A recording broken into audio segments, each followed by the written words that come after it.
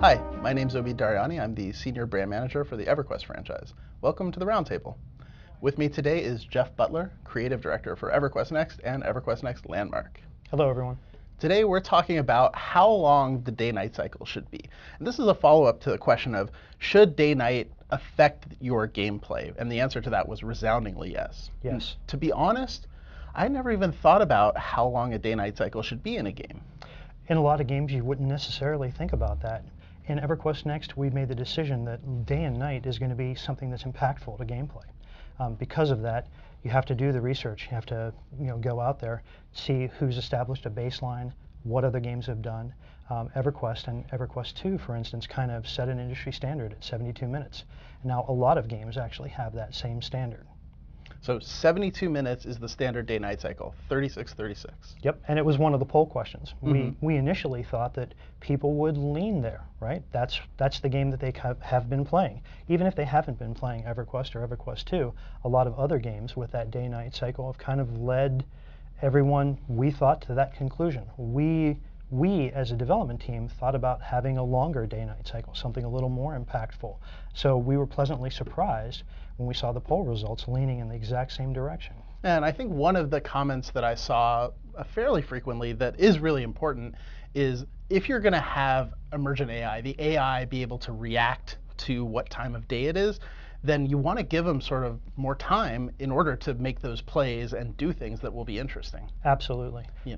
Absolutely. So we are at this point at the stage where we can say 2 hours is going to be the day-night cycle. So yeah, that is wonderful. So we're looking at a 2-hour day-night cycle for EverQuest Next. Correct. For Landmark, are we thinking the same thing?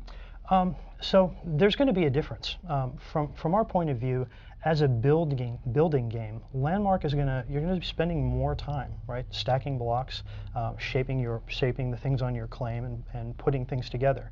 We're assuming that people are going to want a somewhat shorter day-night cycle for Landmark. If you look at the other building games that are out there, they generally have a shorter cycle, something shorter than 72 minutes. We haven't decided on the exact amount of time, but my guess is it's not going to be 2 hours, something shorter. Excellent. So this was a follow-up question, as we said, to a previous question. We're going to try to do more of those in the future where it's warranted. I mean, we thought that it was really interesting, in the comments to the original thread, people started this conversation. They were saying day-night needs to be exactly this long.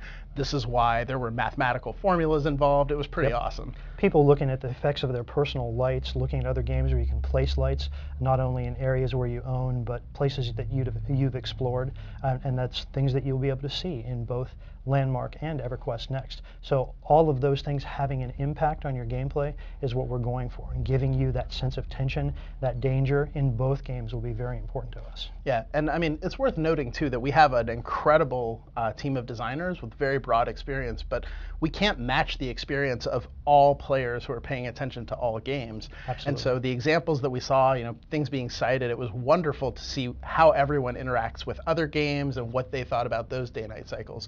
So you guys' conversation was really, really helpful to us. So we thank you guys so much for this one. And we'll see you next week on the Roundtable. Thanks, Jeff. Thank you.